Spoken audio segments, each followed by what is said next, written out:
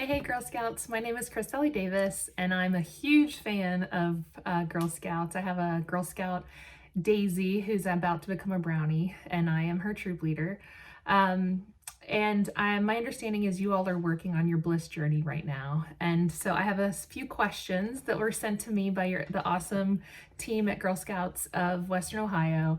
And so I thought I'd share a little bit about myself and answer these questions to help you on your journey.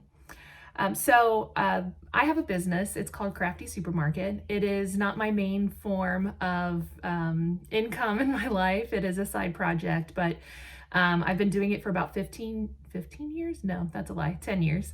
And it's really an event that is centered around promoting and bringing together makers who are making and selling art or jewelry or stationery or all kinds of things, and really connecting them with shoppers who want to be able to meet the person that is making their goods and maybe is less interested in shopping at big box stores and really wanting to understand where their goods come from.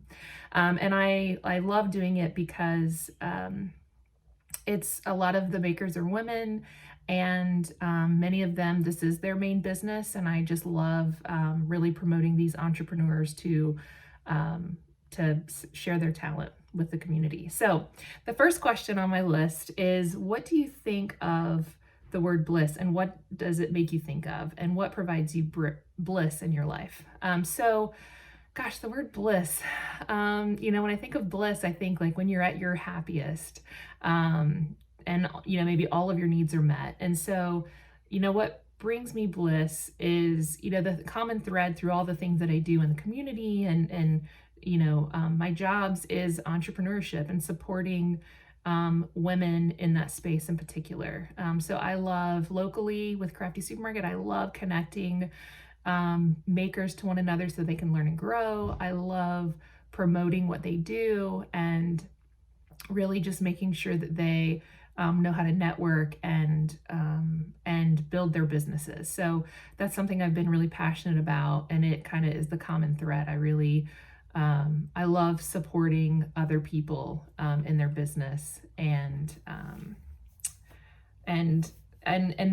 especially on a local level. I think that's really, really fun. The next question, what is a dream or goal you're currently working toward or that you've achieved, and what steps did you take to achieve that goal? So, gosh, that's a hard one. So thinking about, maybe I'll stick with Crafty Supermarket.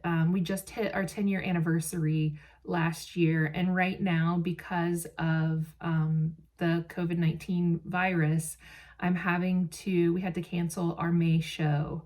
So I do 2 shows a year. And so we're actually in the process of turning that show virtual.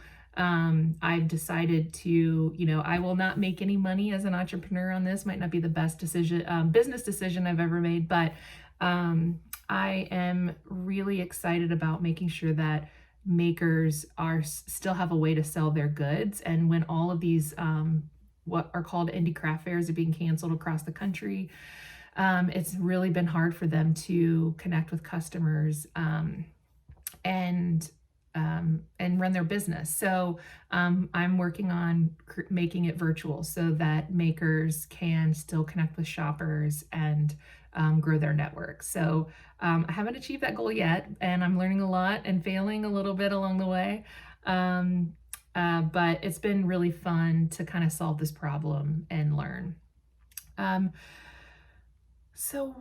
I guess the steps to achieve that goal, at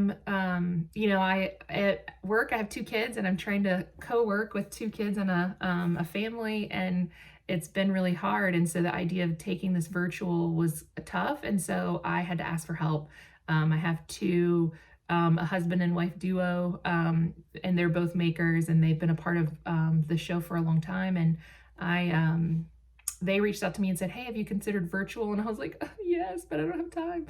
So I finally said, I don't have to do this by myself. I can ask them for help. And so we had a call one Wednesday night, and ever since then we've been meeting Actually, right now, they're doing a TV appearance virtually from their home on my behalf because I had meetings and this video to create. And so it's just really realizing that I don't have to do everything myself and I can ask for help. And it's such an important lesson for every entrepreneur, or even if you're not an entrepreneur, anyone in when you're creating a project or going after a dream, to be able to ask for help. Okay, so the next question is, what support did you receive to pursue as you pursued your dreams? So I've received a lot of support.